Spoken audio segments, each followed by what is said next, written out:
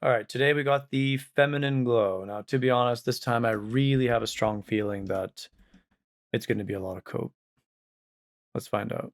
If a man says something like, you have such a nice body, or how'd you get that figure, or you have really good genetics, gone. Don't even waste your time.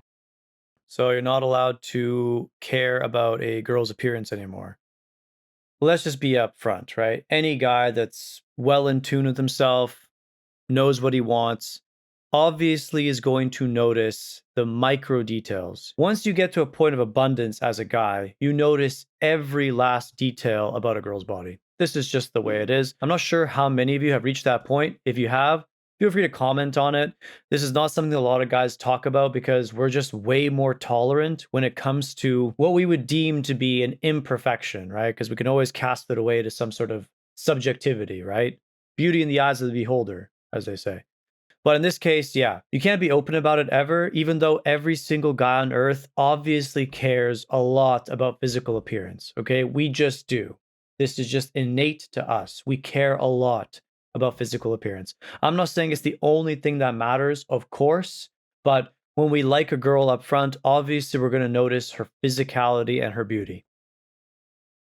I don't know why this is such a shocker, too, because girls love to pretend that they don't do the exact same thing to men.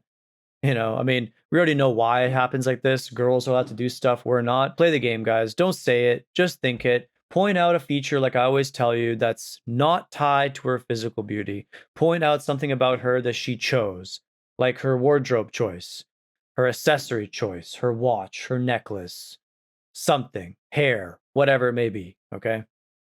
That man is full of lust, and a lustful man is never satisfied. What healthy masculine men will say, and I think it's so cute. I've noticed this. I almost always wear dresses on first dates, and I would start to notice a pattern. Men that are healthy and in their masculine energy, this is what they've told me. That dress is really nice that you're wearing. What did I just say? The objective truth, of course, is that all men, by definition, are lustful. This is just the way we are. I don't care about that one guy in the comments claiming he's not. The guys that typically aren't lustful are guys that douse themselves with porn, guys that neglect their physical health to the point that it tanks all of their hormones and natural drives, etc., or the guys that are so loaded with sexual opportunities that they never even get the opportunity to be lustful in the first place. These are the only camps of men that are not generally lustful, but all men are lustful. All of us, by design. Modern women have a hard time coping with this reality. It doesn't fit into the general scheme of what the perfect man is. A lot of these types of women love to claim like sexuality isn't important at all, yet when you get them behind closed doors, all they care about is sexuality. So we all know that it's bullshit. This is why I'm telling you, once again, play the game. Don't put your lustful thoughts out in the air. They're just going to perceive it as desperation and a lack of abundance. I just want to quickly point out, though, how fascinating this concept truly is. It's completely counterintuitive when you think about it from the standard societal perspective. It's almost as if society expects virgin men to not be lustful. I mean, it makes zero sense. Abundant men are not lustful. Guys that have access to a lot of women. When you boil it down, it makes perfect sense. Guys are abundant, they gain experience, they have an easier time getting women, therefore they appear to be more confident because they don't care about getting something they get all the time. Easy math. The guys that aren't as abundant are more likely to cave to their emotions, aka lust, and they automatically get the perception of being desperate. Essentially, what this girl is saying without realizing it is that she likes men that have other girls. For those of you that don't have many options, let's just be honest about it. You're gonna have no choice other than to fake it until you make it. It's no different than the first job dilemma. In order to get your first job after graduating, you need to have experience. But how can you get experience if you just graduated school?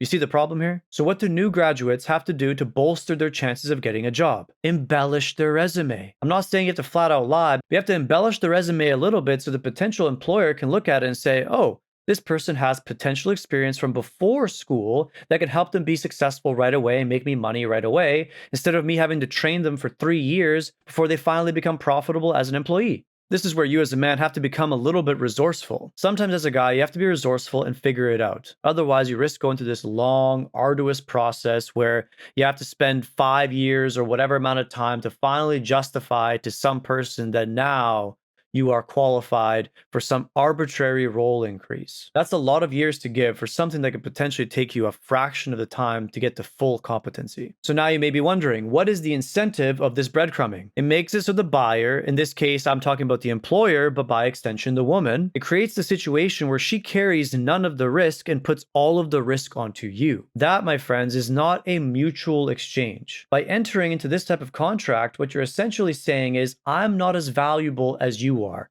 You are more valuable than me, therefore I carry all the risk and you carry none of the responsibility and all of the authority. That was a pretty intricate rant, of course, but I think it was really applicable. So anyway, hopefully you guys get some value out of that. Let's keep going. Hey guys, before we continue, I just want to quickly let you know that I do have a dating course available where I go over all the essential concepts of modern dating. Make sure to check it out. I put the link in the description for you. Let's get back to the video. That's such a beautiful outfit. You have great fashion. They will always compliment the dress. Very little will they say something like, that dress looks so good on you, because that's borderline complimenting your body. They're not even going to talk about your body because, like I said in the beginning, they're thinking long term. They know it's going to get there, where they can make more comments like that when you guys are in a committed relationship.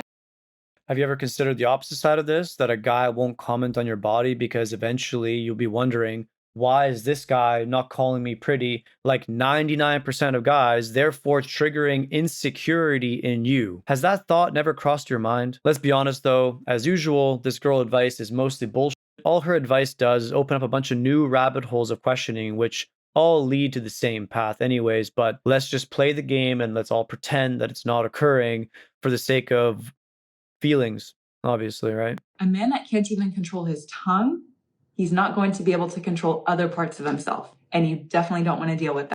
In some bizarre way, she is telling the truth, but I think she's doing it from a delusional perspective where she really doesn't understand how many men she's isolating out of the pool entirely by saying the things she's saying. That way you can really understand what's going on. You don't need me to start giving you all the evidence and logic. You could just see it live right in front of you and make your own conclusion. If you like this video, like and subscribe. If you need a more in-depth guide on how to decipher all this bullshit, check the links in the description below.